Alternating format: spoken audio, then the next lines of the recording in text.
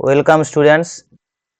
গতকাল আমরা একটি সেট করেছিলাম পেজ নাম্বার 32-এর এবিটি টেস্ট পেপারের। আজ আমরা আবার একটি সেট নিয়ে হাজির হয়েছি। আমরা দেখব ফিজিক্যাল সায়েন্সের দ্বিতীয় সেটটি, অর্থাৎ পেজ নাম্বার 76। তো আমরা প্রথম কোশ্চেনে চলে আসি। ফার্স্ট কোশ্চেন, নিচের কোন জ্বালানিটি সবচেয়ে কম পরিবেশ দূষণ ঘটায়? নিচের কোন জ্বালানিটি সবচেয়ে কম পরিবেশ দূষণ ঘটায়? উত্তর হবে প্রাকৃতিক গ্যাস। নেক্সট কোশ্চেন, বয়েলের সূত্রানুসারে পি বনাম ভি লেখচিত্রের প্রকৃতি কি হবে?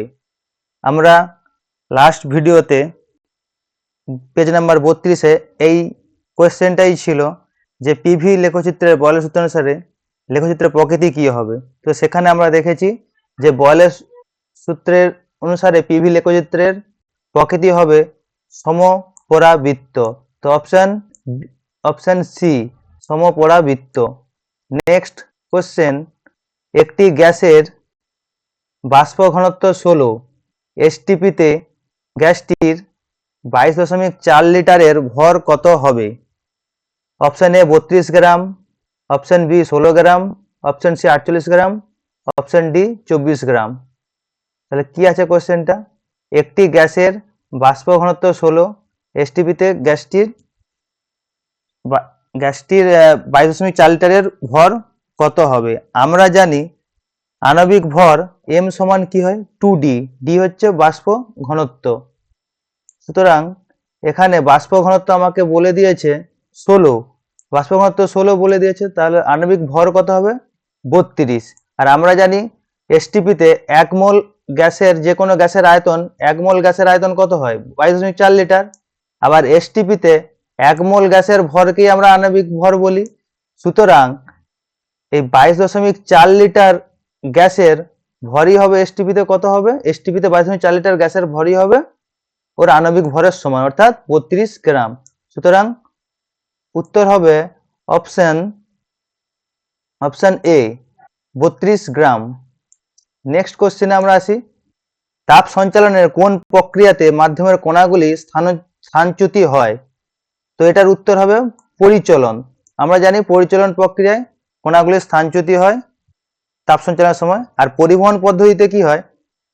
কণাগুলি স্থানচ্যুতি হয় না। তো এখানে উত্তর হবে পরিচলন।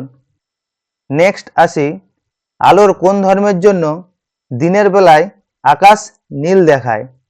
তো উত্তর হবে অপশন বি, বিক্ষেপণ। নেক্সট, সবুজ কাঁচের মধ্য দিয়ে লাল ফুলকে দেখলে তা কোন বর্ণের দেখাবে? তো সবুজ কাঁচের মধ্য দিয়ে আমরা কি করব? সবুজ কাঁচের মধ্য দিয়ে লাল বর্ণের ফুলকে দেখব। তো আমরা একটা সবুজ কাঁচ, সাপোজ এখানে একটা সবুজ কাঁচ রাখা আছে ও এর উপরে একটি লাল ফুল আছে। লাল ফুল, সাপোজ এটা একটা লাল ফুল। তো এই লাল ফুল, আমরা আমাদের চোখটা কোথায় আছে? আমাদের চোখটা আছে সাপোজ এই জায়গাটায় নিচে। তো আমরা লাল ফুলটাকে আমরা কি দেখব? যখন এখান থেকে আলো আসবে, লাল ফুলটা যখন এই সবুজের উপর পড়বে, তখন সবুজ বর্ণ কি করবে? সবুজ ছাড়া সমস্ত বর্ণকেই শোষণ করে নেবে। ফলে কি হচ্ছে? লাল আলোটাও শোষণ করে নেবে এবং সবুজ এই কাঁচ থেকে নিচের দিকে কোনো বর্ণের প্রতিফলন হবে না।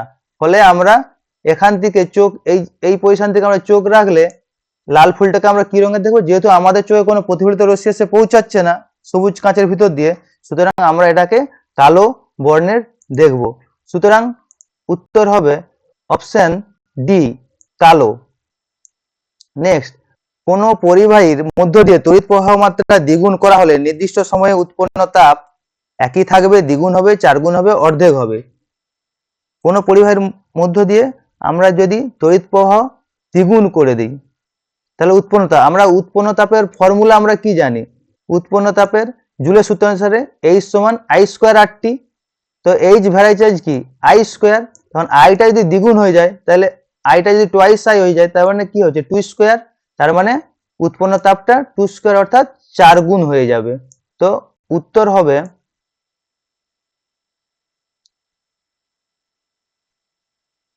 উত্তর হবে 4 গুণ অর্থাৎ অপশন সি উত্তর হবে। নেক্সট, বিভব প্রভেদের পরিমাপের যন্ত্র কি? আমরা জানি বিভব প্রভেদ পরিমাপ করা হয় ভোল্টমিটার যন্ত্রের সাহায্যে। আর ভোল্টমিটারটা কি সমবায়ে যুক্ত থাকে? কোন তড়িৎ বর্তনীতে? সমান্তরাল সমবায়ে। আচ্ছা, আর অ্যামমিটার যন্ত্রের সাহায্যে তড়িৎ প্রবাহ মাত্রা মাপা যায়, এটা শ্রেণী সমবায়ে যুক্ত থাকে। নেক্সট আসি, নিচের কোনটি তেজস্ক্রিয়তার পরিমাপের একক? আমরা জানি তেজস্ক্রিয়তা পরিমাপের একক হবে বেকারেল, অপশন সি। নিচের কোনটি সন্ধিগত মৌল? নিচের কোনটি? পটাশিয়াম, ক্লোরিন, আর্গন, এফি। এখানে উত্তর হবে এফি অর্থাৎ লোহা। কেন? আমরা কি জানি? আমরা জানি সন্ধিগত মৌল অনুঘটক হিসেবে কাজ করে। সন্ধিগত মৌল অনুঘটক হিসেবে ব্যবহার করতে হবে সন্ধিগত মৌলকে। এখানে লৌহচূর্ণ অনুঘটক হিসেবে ব্যবহার করা হয়, তাই এখানে উত্তর হবে লোহা অর্থাৎ এফি, অপশন ডি। নিচের কোনটি তড়িৎযোজী যৌগ? আমরা জানি তড়িৎযোজী যৌগ কারা হবে? যারা তড়িৎযোজী যৌগের মধ্যে একটা ধাতু থাকবে, একটা অধাতু থাকবে। তো এখানে অপশনগুলোর মধ্যে আমরা দেখতে পাচ্ছি পটাশিয়ামটা ধাতু, সুতরাং উত্তর হবে option D, K2O। Next, galvanisation প্রক্রিয়াতে লোহার উপর প্রলেপ দেওয়া হয় কি? তো আমরা জানি গ্যালভানাইজেশন তার বাংলা মানে হচ্ছে দস্তা লেপন। তো দস্তার প্রলেপ দেওয়া হচ্ছে, লোহার উপর দস্তার প্রলেপ দেওয়া হচ্ছে। তো দস্তাকে ইংরেজিতে কি বলে? জিঙ্ক বলে। সুতরাং উত্তর হবে অপশন এ, জিঙ্ক। আর লোহার উপর গ্যালভানাইজেশন মানে জিঙ্কের মানে দস্তার প্রলেপটা দেওয়া হয় যাতে মরচে না পড়ে যায়। নেক্সট কোশ্চেন, NH3 গ্যাসকে শুষ্ক করতে নিচের কোনটি ব্যবহৃত হয়? উত্তর হবে option C, calcium oxide. Next, bauxite কোন ধাতুর আকরিক? উত্তর হবে অ্যালুমিনিয়াম। নেক্সট, মিথেন যৌগ হাইড্রোজেন কার্বন HCH বন্ধন কোণের মান কত? মিথেন যৌগের HCH বন্ধন কোণের মান option A 90 degree, B 120 degree, C 180 degree, option D 109 degree. আমরা মিথেনের গঠনটা একবার দেখে নেই। মিথেনের গঠন হচ্ছে এরকম, মাঝে সেন্টারে একটা কার্বন থাকবে এবং চারদিকে উপরের দিকে একটা এইচ আর নিচের দিকে এইদিকে 3টা এইচ থাকবে। সুতরাং HCH এই কোণটার মান হবে HCH এই কোণটার মান হবে 109 ডিগ্রি 28 মিনিট। সুতরাং এখানে অপশনগুলো দেখে দেখা যাচ্ছে 109 ডিগ্রি 28 মিনিট কোনো অপশনেই নেই, তাই কাছাকাছি 109 ডিগ্রি অপশন আছে। সুতরাং ওই উত্তরটি সঠিক হবে option D, 109 degree.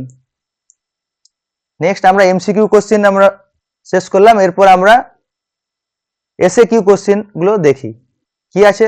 First question কি আছে? বায়ুমণ্ডলের কোন স্তরে ভ্যান অ্যালেন বিকিরণ হয়?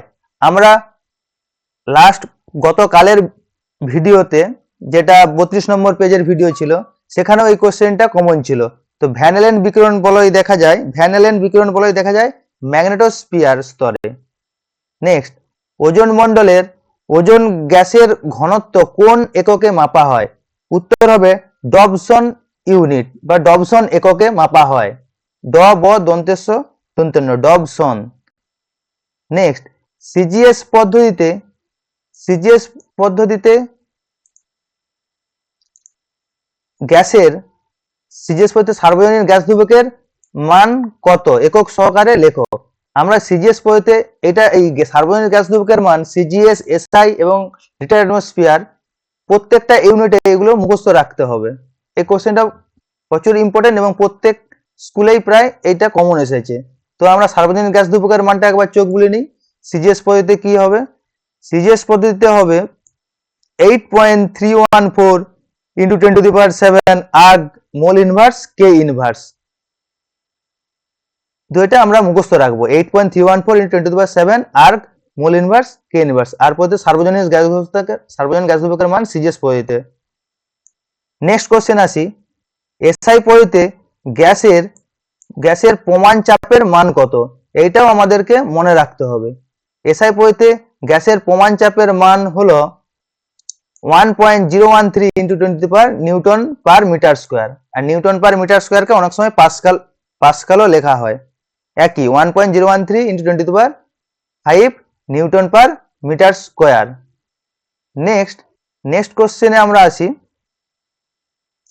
একটি নির্দিষ্ট ভরের গ্যাসের আয়তন ভি হলে উষ্ণতা স্থির রেখে চাপ দ্বিগুণ করলে আয়তন কত হবে?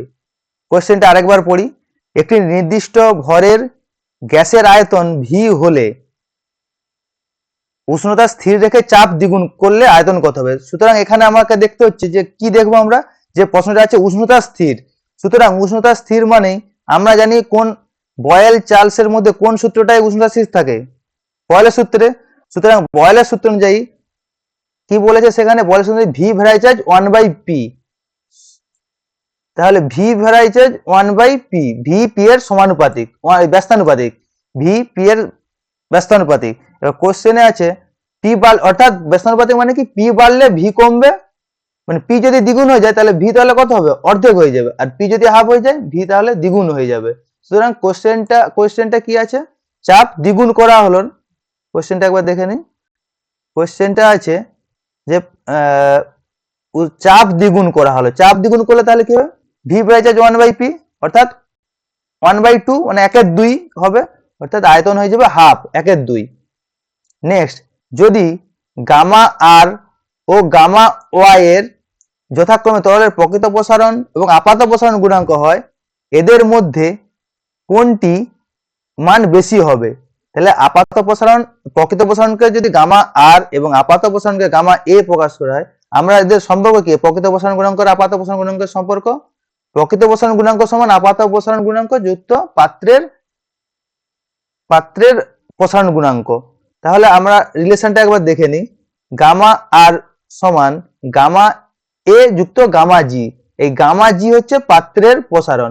সুতরাং আমাদের, আর গামা আরটা হচ্ছে প্রকৃত প্রসারণ গুণাঙ্ক আর গামা এটা আপাত প্রসারণ গুণাঙ্ক। সুতরাং আপাত প্রসারণ গুণাঙ্কের সঙ্গে পাত্রের প্রসারণ যোগ করলে আমরা প্রকৃত প্রসারণ গুণাঙ্কটা পাচ্ছি। সুতরাং এখান থেকে কি দেখা যাচ্ছে যে প্রকৃত প্রসারণ গুণাঙ্কটা গামা আপাত প্রসারণ গুণাঙ্কের থেকে বেশি। সুতরাং উত্তর হবে প্রকৃত প্রসারণ গুণাঙ্কের মান বেশি হবে। নেক্সট, কঠিন পদার্থের 3 রকম প্রসারণ গুণাঙ্কের মধ্যে সম্পর্কটি লেখো।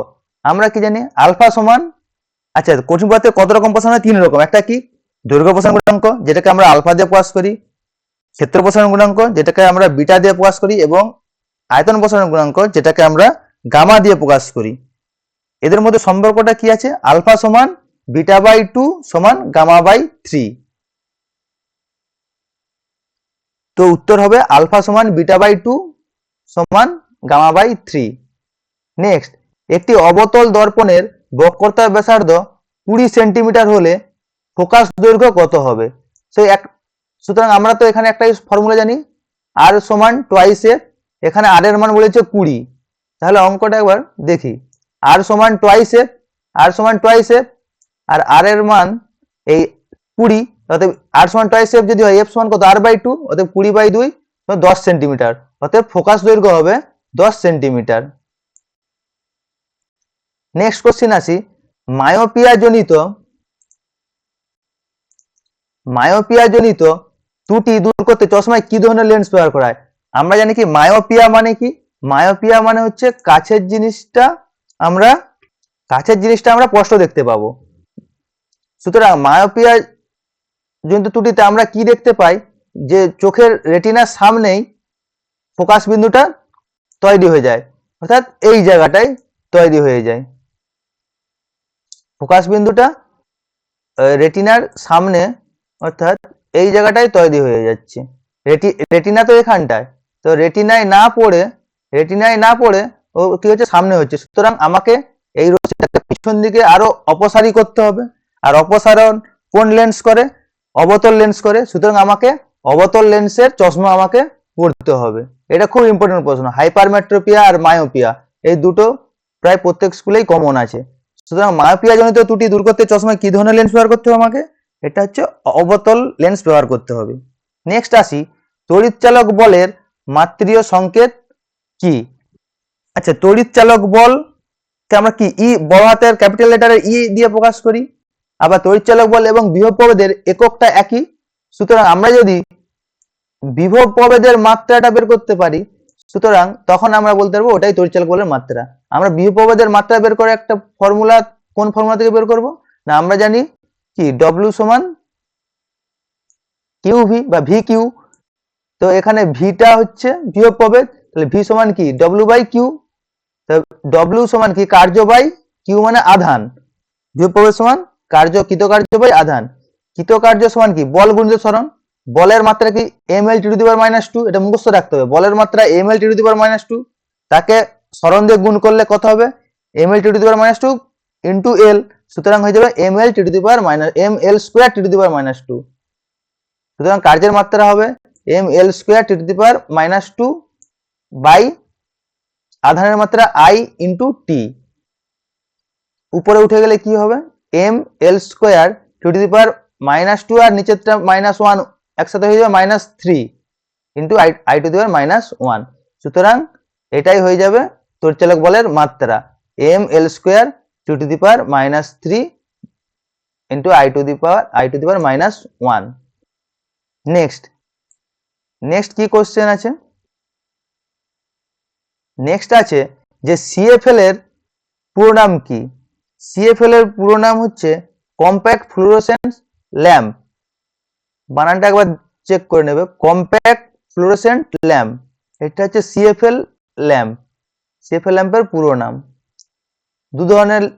তিন ধরনের ল্যাম্প হয়, একটা ভাস্য ল্যাম্প, একটা হচ্ছে সিএফএল ল্যাম্প, আর একটা হচ্ছে এলইডি ল্যাম্প। তো সিএফএল এর পুরো নাম compact fluorescent lamp. Next question দেখি, ফিউজ তারকে মূল বর্তনীতে কিভাবে যুক্ত করা হয়? আমরা জানি কি ফিউজ তারের কাজ কি, যে বাড়ির যন্ত্রপাতি মানে হঠাৎ করে শর্ট সার্কিট হয়ে গেলে বাড়িতে প্রচুর পরিমাণে তারের মধ্যে দিয়ে প্রচুর পরিমাণে কারেন্ট যায়। তো কারেন্ট গিয়ে আমাদের বাড়ির যত রকম দামি দামি জিনিসপত্র আছে, ফ্রিজ, টিভি, এসি, এগুলোকে নষ্ট করে দিতে পারে। সেই জন্য আমরা কি হয়, একটা ফিউজ তার লাগানো থাকে, সেটা লাইভ তারের সঙ্গে লাগানো থাকে শ্রেণী সমবায়ে, এবং এটার গলনাঙ্ক খুবই কম হয়, নিম্ন গলনাঙ্ক যুক্ত, যাতে একটু বেশি কারেন্ট প্রবাহিত হলেই ওটা গলে ডিসকানেক্ট হয়ে যাবে, ফলে আমাদের দামি দামি ইলেকট্রিকের জিনিসপত্র আমাদের নষ্টের হাত থেকে রক্ষা পাবে। সুতরাং ফিউজ তারকে মূল বর্তনীতে কিভাবে যুক্ত করা হয়? যে লাইভ তারের সঙ্গে শ্রেণী সমবায়ে যুক্ত করা হয়। নেক্সট, জাপানের হিরোশিমা শহরে যে পারমাণবিক বোমা ফেলা হয়েছিল সেটি কোন ধরনের তেজস্ক্রিয় বিক্রিয়া ঘটেছিল? তো পারমাণবিক বোমাতে আমরা কি জানি, পারমাণবিক বোমাতে নিউক্লিয় বিভাজন বিক্রিয়াটি হয়। নেক্সট আসি, সত্য মিথ্যা, ক্ষার ধাতুগুলির অক্সাইডগুলি তীব্র ক্ষারীয় প্রকৃতির, এটা সত্য না মিথ্যা? আমরা জানি কি ধাতুর অক্সাইডগুলা তীব্র ক্ষার হয় এবং অধাতুর অক্সাইডগুলো ক্ষারীয় প্রকৃতির হয় এবং অধাতুরগুলো আম্লিক প্রকৃতির হয়। এবার যেহেতু ক্ষার ধাতু, সুতরাং এগুলো তীব্র ক্ষারকীয় প্রকৃতির হবে। সুতরাং এটা হচ্ছে সত্য, এটা সত্য। ধাতুর অক্সাইড ক্ষারকীয় প্রকৃতির এবং অধাতুর অক্সাইড আম্লিক প্রকৃতির, এটা মনে রাখবে সবসময়।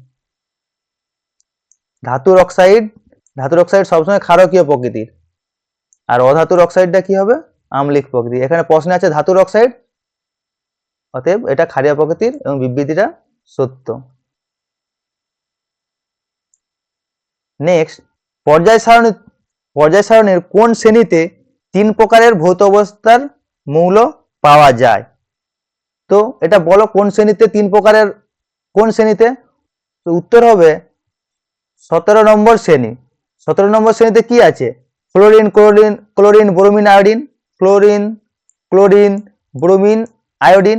আমরা জানি কি ফ্লোরিনটা কি গ্যাস, আর আমাকে ক্লোরিনটাও গ্যাস, ব্রোমিনটা কি লিকুইড, আর আয়োডিনটা কি সলিড। আয়োডিন মানে নুনটা সলিড, ব্রোমিনটা তো তরল পদার্থ, আর ক্লোরিন এগুলো গ্যাস। সুতরাং এখানে গ্যাস কঠিন তরল গ্যাসীয় 3 ধরনেরই পদার্থ থাকে। এটা কত নম্বর শ্রেণী? হচ্ছে 17 নম্বর শ্রেণী। 17 নম্বর শ্রেণীতে 3 ধরনেরই পদার্থ থাকে। নেক্সট কোশ্চেনে আসি, যে হাইড্রোলিথ যৌগটি সমযোজী না তড়িৎযোজী? হাইড্রোলিথ যৌগের সংকেত আমরা কি জানি? হাইড্রোলিথ যৌগ হচ্ছে CaH2। হাইড্রোলিথ যৌগের সংকেত হচ্ছে CaH2। এটা তড়িৎযোজী, কেননা এটা ক্যালসিয়াম দুটো আয়নে 2+ আয়নে ভেঙে যাচ্ছে, আর হাইড্রোজেন দুটো 2H-। সুতরাং উত্তর হবে তড়িৎযোজী। নেক্সট কোশ্চেনে আমরা আসি, তো হাইড্রোলিথ যৌগটা হলো তড়িৎযোজী। নেক্সট আছে বাম স্তম্ভের সঙ্গে ডান স্তম্ভের মিলানো। এখানে প্রথমে বাম দিকে আছে কি? নেসলার বিকারক। নেসলার বিকারক কোনটা হবে? নেসলার বিকারক হবে K2HgI4। নেসলার বিকারক। আচ্ছা, অয়েল অফ ভিট্রিয়ল আমরা সবাই জানি। অয়েল অফ ভিট্রিয়ল হবে, কালারটাকে একটু চেঞ্জ করি, অয়েল অফ ভিট্রিয়ল হবে H2SO4। নেক্সট আছে যে লোহার একটি খনিজ কি হবে? লোহার একটি খনিজ হচ্ছে FeS2। এটা হবে FeS2। নেক্সট আছে যে নাইট্রিক অ্যাসিডের শনাক্তকরণে ব্যবহৃত যৌগের নাম। নাইট্রিক অ্যাসিড শনাক্তকরণে ব্যবহার করা হয় FeSO4।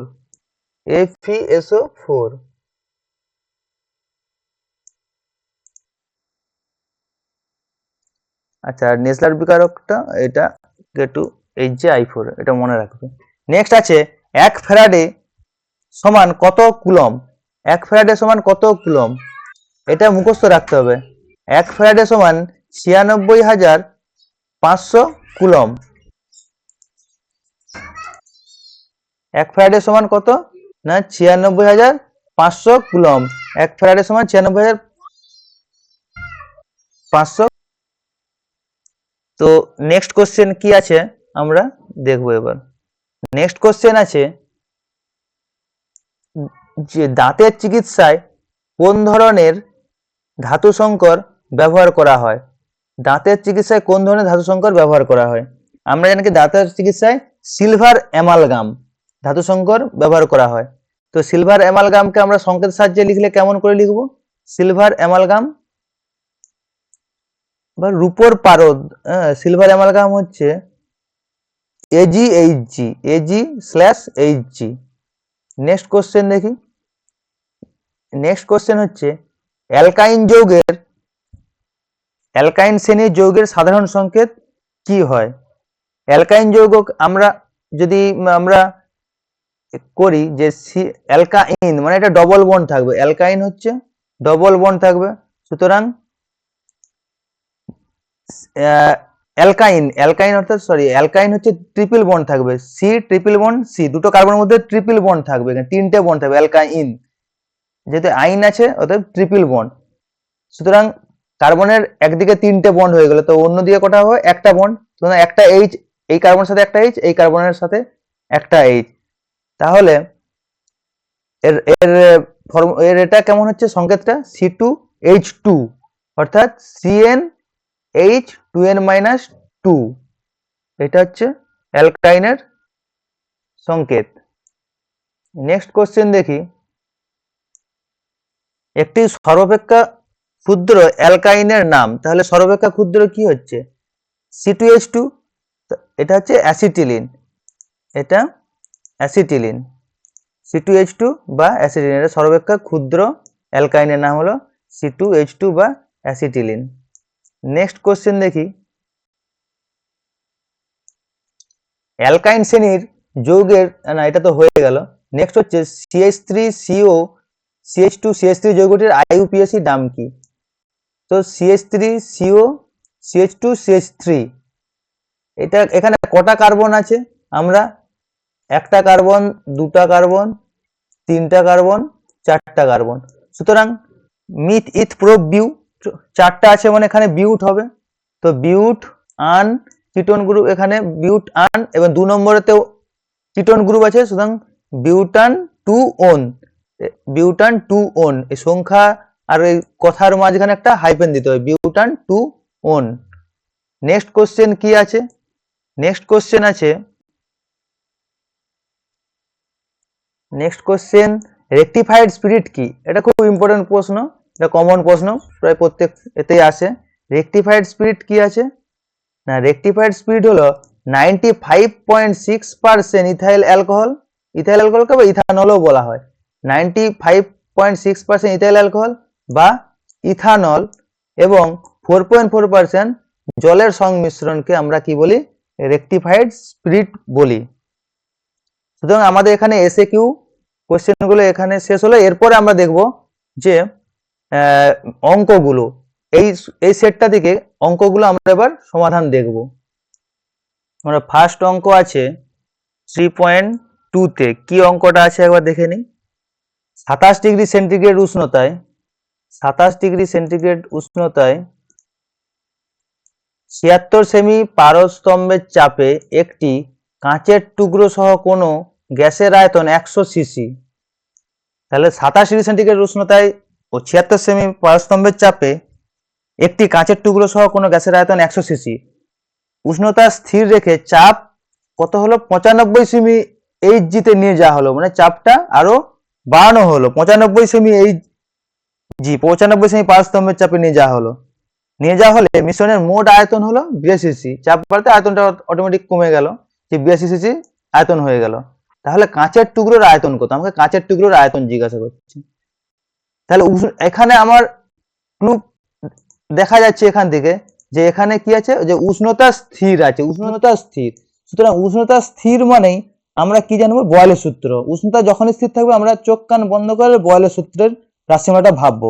সুতরাং এখানে কি হবে, রাশিমালা কি ছিল, ভি ভাইচার 1/p, সুতরাং পিভি সমান ধ্রুবক বা P1 V1 সমান P2 V2, ওইটাই আমরা করব, যে P1 V1 সমান P2 V2। P1 V1 সমান P2, P1 কত আছে 76 সেমি পারস্তম্ভ, P1 সমান 76 সেমি পারস্তম্ভের চাপ, আর P2 সমান কত আছে, P2 সমান 95 সেমি পারস্তম্ভের চাপ। আচ্ছা, V1 সমান ওখানে বলেছে 100, কিন্তু 100টা হচ্ছে কাঁচ, কাঁচ যদি এইটা একটা কাঁচের টুকরো হয়, এই ছবিটা দেখো, এই ছবিতে টোটালটা হচ্ছে আমার, টোটালটা হচ্ছে এই টোটাল যেটা আছে, এই টোটাল সংখ্যাটা, টোটাল এরিয়াটা 100। এখন কাঁচ যদি x সেমি কিউ হয়ে যায়, তাহলে বাকিটা গ্যাস কতটা আছে, গ্যাস হচ্ছে 100 মাইনাস এক্স, আর আমরা জানি বলের সূত্র এগুলো সব গ্যাস, গ্যাস এই বলের সূত্র মেনে চলে। সুতরাং আপনারা এখানে কি করতে হবে, যে গ্যাস আছে তাহলে 100 মাইনাস এক্স, সুতরাং V1 হবে 100 মাইনাস এক্স, আর V2 এর বেলায় হবে, সেই সময় কাঁচ ছিল, অর্থাৎ V2 হবে 82 মাইনাস এক্স। 100 সেমি V1 প্রাথমিক আর পরবর্তীকালে 82, সুতরাং অঙ্কটা আমরা P1 V1 সমান P2 V2 এই ফর্মুলা পড়লে পাই 76 into 100 minus x, 76 into 100 minus x সমান 95 ইন্টু 82 মাইনাস এক্স, 19 দিয়ে কেটে গেলে এটা 4, 5 19 95, 400 মাইনাস 4x সমান 410 মাইনাস 5x বা x সমান 10, অর্থাৎ কাঁচের আয়তনটা হচ্ছে 10 সিসি। নেক্সট কোশ্চেন আসি, নেক্সট কোশ্চেন আছে, আচ্ছা এই কোশ্চেনটা একবার করে দেখি। 3.6 এর এ বি সি তিনটি মৌলের পরমাণু ক্রমাঙ্ক কত আছে, যথাক্রমে Z-2, Z ও Z+1। এদের মধ্যে বি মৌলটা বলে দিচ্ছে নিষ্ক্রিয় মৌল, বি মৌলটা নিষ্ক্রিয় মৌল। তাহলে এ ও সি দ্বারা গঠিত বন্ধনের প্রকৃতি কি হবে এবং সৃষ্ট যৌগের সংকেত কি হবে। তাহলে এ বি সি তিনটা পরমাণু বলে দিয়েছে, আমাকে পরমাণু ক্রমাঙ্ক কত বলে দিচ্ছে, Z-2। তো Z-2 এর পরমাণু ক্রমাঙ্ক Z-2, বি এর কত Z, সি এর কত Z+1। তা বহিস্থ কক্ষের, আচ্ছা বিটা বলে দিচ্ছে নিষ্ক্রিয় গ্যাস, নিষ্ক্রিয় মৌল, তাহলে এর বহিস্থ কক্ষে 8টা, তাহলে এর কত হবে 8 মাইনাস 2 বা 6, আর সি এর কত হবে 8 প্লাস 1 বা 9, অর্থাৎ বহিস্থ কক্ষে 1টা। এবার বহিস্থ কক্ষে 6টা মানেই এটা এটা পর্যায় সারণীর ডান দিকে থাকবে, সুতরাং এগুলো হচ্ছে অধাতু, আর এটা হবে ধাতু, 1 নম্বর শ্রেণীতে আছে। আর আমরা জানি ধাতু আর অধাতুর মধ্যে তড়িৎযোজী যৌগ গঠন হয়, সুতরাং এটা হবে উত্তর হবে তড়িৎযোজ্যতা। আর এর সংকেত কি হবে, তাহলে এর সংকেত, এর যোজ্যতা কত হবে, 6 আর 22 6টা আছে, মানে ও 2টা ইলেকট্রন গ্রহণ করতে পারবে, ও হবে 2, আর এর কত হবে 1, সুতরাং C2A হবে এর এটা সংকেতটা।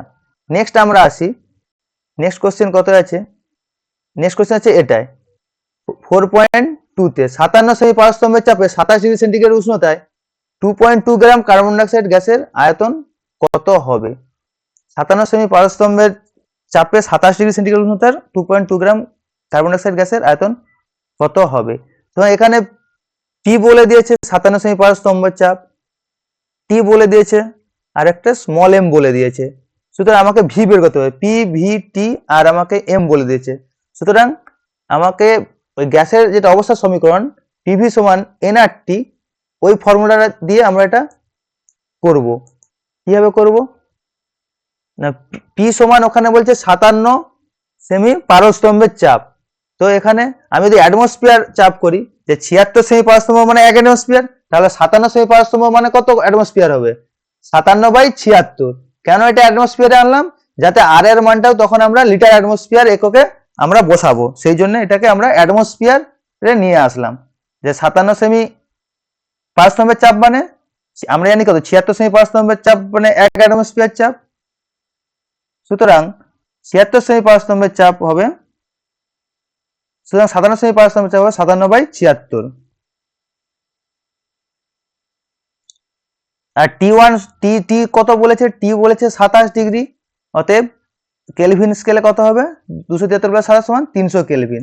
আর কার্বন ডাইঅক্সাইডের ভর স্মল এম কত বলেছে 2.2 গ্রাম, আর আমরা অবস্থা সমীকরণ জানি পিভি সমান এনআরটি, আর পিভি সমান এন এর মোল, এন হচ্ছে মোল সংখ্যা, small m by capital M, এমটা হচ্ছে আণবিক ভর। আর কার্বন ডাইঅক্সাইডের আমরা কত জানি 44, কার্বনের 12, আর অক্সিজেনের 32, 32 প্লাস 12 সমান 44। তো এই মানগুলো আমরা যদি বসিয়ে পাই, আচ্ছা আর এর মানটা যেহেতু এটা অ্যাটমসফিয়ার, পি এর মান অ্যাটমসফিয়ারে হচ্ছে, সুতরাং এখানে আর এর মানটাও আমাকে লিটার অ্যাটমসফিয়ার অর্থাৎ 0.082 লিটার অ্যাটমসফিয়ার এককে বোঝাতে হবে 0.082। এইগুলো আমরা এবার বসে ক্যালকুলেশন করলে আমরা এইভাবে পাচ্ছি 1.64 লিটার, উত্তর হবে লিটার, লিটার এককে হবে, যেহেতু এটা লিটার অ্যাটমসফিয়ারে এটা করা হয়েছে আর এর মানটা, সুতরাং ভি এর মানটা হবে 1.64 লিটার। নেক্সট কোশ্চেন আমরা দেখি কি আছে। নেক্সট অঙ্ক আছে যে 30 ডিগ্রি সেন্টিগ্রেড উষ্ণতায় একটি লোহার বলের আয়তন 1000 সিসি। 30 ডিগ্রি সেন্টিগ্রেড উষ্ণতায় একটি লোহার বলের আয়তন 1000 সিসি, 100 ডিগ্রি সেন্টিগ্রেড উষ্ণতায় ওই বলটির আয়তন কত হবে, লোহার দৈর্ঘ্য প্রসারণ গুণাঙ্ক দিয়ে দিয়েছে। তাহলে আমরা আয়তন প্রসারণ চাইছে, দৈর্ঘ্য প্রসারণ মানে কি, দৈর্ঘ্য প্রসারণ মানে আলফা দিয়ে দিয়েছে, তো গামা সমান কি, আলফাকে 3 দিয়ে গুণ করলে গামা পাবো, সুতরাং গামা সমান 3 আলফা। আর অন্তিম আমার আয়তনটা বের করতে বলেছে, অন্তিম আয়তন ভি2টা বের করতে বলেছে। এখানে ভি2 সমান আমরা কি পাবো, যে ভি2 সমান V one into 1 plus gamma T two minus T one, এই ফর্মুলাটা ওই ফর্মুলা দিকে আসছে আয়তন প্রসারণ গুণাঙ্কের ফর্মুলা দিকে, যে গামা সমান V two minus V one by V one into T two minus T one, সেখান থেকে এই ফর্মুলাটাই আসছে, যেখানে টি1 হচ্ছে 30 ডিগ্রি সেন্টিগ্রেড, টি2 হচ্ছে 100 ডিগ্রি সেন্টিগ্রেড, ভি1 হচ্ছে 1000 সিসি, তাহলে ভি2টা কত হবে, আর আলফার মান দিয়ে দিচ্ছে যেটা, তাকে গামা বের করতে গেলে 3 গুণিত 3 আলফা, এখানে মানটা দেখো 3 আলফা, গামার জায়গায় 3 গুণিত এইটা হচ্ছে আলফার মান, তাকে আমরা 3 দিয়ে গুণ করেছি গামার মানটা। হ্যাঁ, এটা আমরা বসালে ভি1 এর মান 1000, আমরা উত্তর কত পাচ্ছি 1.00252.52। ও একটা 4.2 একটা অঙ্ক রয়ে গেছে, তাহলে 1000.52 সিসি উত্তর হলো। আচ্ছা 4.2 যে অঙ্কটা রয়ে গেল, কোন অঙ্কটা, আচ্ছা এই অঙ্কটা, লোহার সাথে লঘু সালফিউরিক অ্যাসিডের বিক্রিয়ায়, আচ্ছা 4.2 আছে লঘু সালফিউরিক অ্যাসিডের বিক্রিয়ায়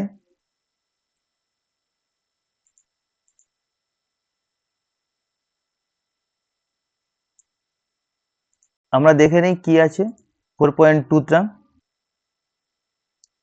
লোহার সাথে লঘু সালফিউরিক অ্যাসিডের বিক্রিয়ায় H2SO, লোহার সাথে লঘু সালফিউরিক অ্যাসিডের বিক্রিয়ায় হাইড্রোজেন গ্যাস পাওয়া যায়, সেটা আমরা জানি। আবার লোহিতযুক্ত আয়রনের উপর দিয়ে স্টিম চালনা করলেও হাইড্রোজেন গ্যাস পাওয়া যায়। ঠিক আছে, আমাকে বলেছে যে 4 গ্রাম হাইড্রোজেন গ্যাস তৈরি করতে কোন ক্ষেত্রে কম পরিমাণ লোহা লাগবে। 4 গ্রাম হাইড্রোজেন গ্যাস আমার তৈরি করতে হবে। এখানে প্রত্যেকের পারমাণবিক ভর দিয়ে দিয়েছে। আমাকে এবার বিক্রিয়াটা মেন হচ্ছে, আমাকে বিক্রিয়াটা করতে হবে। কিভাবে বিক্রিয়াটা করব, যে একবার হচ্ছে লোহার সাথে Fe সাথে H2SO4, আর একবার হচ্ছে Feর সাথে H2O স্টিমের বিক্রিয়াটা আমাকে দেখতে হবে। Fe প্লাস H2SO4 সমান, ফার্স্ট বিক্রিয়া থেকে আমরা কি পাচ্ছি, Fe প্লাস H2SO4 সমান FeSO4 প্লাস হাইড্রোজেন। এখান থেকে আমরা কি পাচ্ছি, যে 2 গ্রাম হাইড্রোজেন উৎপন্ন করতে গেলে এটা কত হবে, 56 গ্রাম লাগছে। এর আণবিক ভর 56 আর হাইড্রোজেন হচ্ছে 2। 2 গ্রাম হাইড্রোজেন উৎপন্ন করতে আমার 56 গ্রাম লাগছে, তাহলে 4 গ্রাম করতে কত লাগবে, 112 বা 112 গ্রাম। আর অন্য বিক্রিয়াটাতে কি পাচ্ছি, 3Fe প্লাস 4H2 সমান Fe3O4 প্লাস 4H2। আমাকে এখান থেকে কি পাচ্ছি, যে 8 গ্রাম আমার তৈরি করতে, হাইড্রোজেন তৈরি করতে আমার কত গ্রাম লাগছে, এর কত হচ্ছে আণবিক ভর 3 × 56 সমান 168। 168 গ্রাম লোহা লাগছে, সুতরাং 4 গ্রাম করতে কত হবে, 84 গ্রাম। সুতরাং তাহলে প্রথম ক্ষেত্রে আমরা দেখতে পাচ্ছি 152 গ্রাম, দ্বিতীয় ক্ষেত্রে কত লাগছে, 84 গ্রাম। তাহলে কোন ক্ষেত্রে কম লাগছে, তাহলে আমরা দ্বিতীয় ক্ষেত্রে কম লাগছে দেখতে পাচ্ছি। তা কত কম লাগছে না, 112 মাইনাস 84 সমান 28 গ্রাম কম লাগছে। দ্বিতীয় ক্ষেত্রে আমার Fe কম লাগছে 112 মাইনাস 28 সমান 28 গ্রাম। নেক্সট অঙ্কটা আমরা দেখি কি আছে।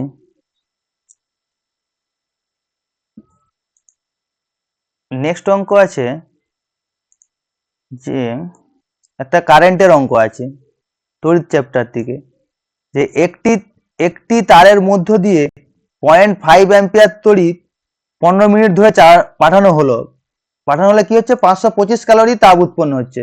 তাহলে তারের দুই প্রান্তের বিভব প্রভেদ কত হবে। তাহলে আমার আই এর মান দিয়ে দিয়েছে 0.5 অ্যাম্পিয়ার, টাইম দিয়ে দিচ্ছে টি দিয়ে দিয়েছে, আর ক্যালোরিতে তাপ হচ্ছে 525 ক্যালোরি, তাহলে এইচ এর মানও দিয়ে দিয়েছে। সুতরাং আমরা জুলের সূত্র অনুযায়ী আমরা কি পাবো, জুলের সূত্র অনুসারে এইচ সমান ভিআইটি বাই এবার ক্যালোরি এককের জন্য 4.2 দিয়ে ভাগ করতে, এইচ সমান ভিআইটি বাই 4.2। এবার এখানে মান বসিয়ে দিলে অর্থাৎ ভিটা বের করতে হবে, বিভব প্রভেদটা, তাহলে ভি সমান এইচ ইন্টু 4.2 বাই আইটি। এই মানগুলো বসিয়ে দিলে আমরা উত্তরটা পেয়ে যাবো। আর এমনি আমরা জানি কি এইচ সমান আই স্কোয়ার আর টি, এটাতে কি হয় ভিআইটি হচ্ছে সেটা আমরা এখানে দেখিয়ে দিয়েছি। এটা করার দরকার নেই, এটা শুধু জাস্ট জেনে রাখার জন্য যে কিভাবে হলো ভিআইটিটা। তাহলে এইচ সমান ভিআইটি বাই 4.2, এটা আমরা ক্যালকুলেশন করলে কত পাচ্ছি, 4.9 ভোল্ট পাচ্ছি, 4.9 ভোল্ট। আই এর মান 0.5, টি এর মান 15 মিনিট, এটা সেকেন্ডে করে নিয়েছি, আর এইচ সমান 525 ক্যালোরি। এই ক্যালোরি এককে থাকার জন্য এইচটা আমরা এখানে 4.2 দিয়ে ভাগ করেছি, এই 4.2 দিয়ে ভাগ করছি। সুতরাং এখানে আজকের সেটের অঙ্ক সমস্ত কিছুই শেষ হলো। নেক্সট আমরা আগামীকাল আবার একটা সেট নিয়ে আসবো, তাই ততক্ষণ এই চ্যানেলটা সাবস্ক্রাইব করে রাখো যাতে তোমরা সমস্ত নোটিফিকেশন পেতে পারো। Thank you.